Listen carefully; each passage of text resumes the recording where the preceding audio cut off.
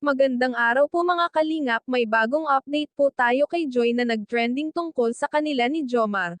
Bago ang lahat, pakisuportahan po ama ng kalingap na si Val Santos Matubang at sa channel ko para sa panibagong update.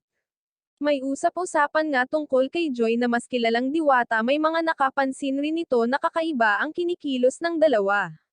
At sobrang close nila nung nag-outing sila, kita sa mga titigan nila na para bang may meaning at panay hawak nga itong si Joy sa likod ni Jomar.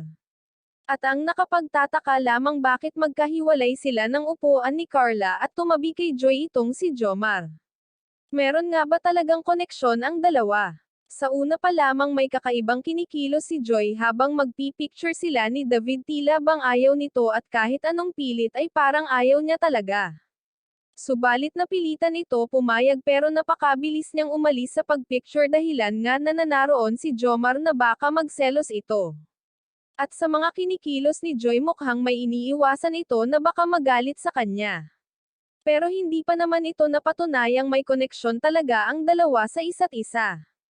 Maraming kumakalat na may relasyon nga ito subalit hindi ito napatunayan dahil parehong nagsalita ang dalawang panig na linawin ang katotohanan tungkol sa kumakalat na usapin na walang katotohanan ang lahat na iniisip sa kanila.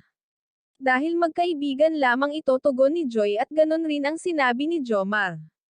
Kaya tuloy itong si Jomar ay umiiwas na kay Joy na baka raw ma-issue na naman ang paglapit sa kanya.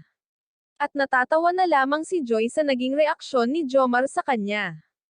Binigyang linaw nila ang isyu na ito na walang namamagitan sa kanila at napalapit lang raw silang dalawa sa isa't isa, sana maging sapat ba na dahilan ang mga salitang binitawan nila, at sa ngayon may naniwala sa kanila at meron namang hindi, sadyang nakapansin lamang ang mga netizen na hindi nila nagustuhan. Maraming salamat po, pakisuportahan po ang Kalingap Rab channel at sa aking YouTube channel, please like, share, subscribe and comment ng inyong mga opinyon, thank you and God bless.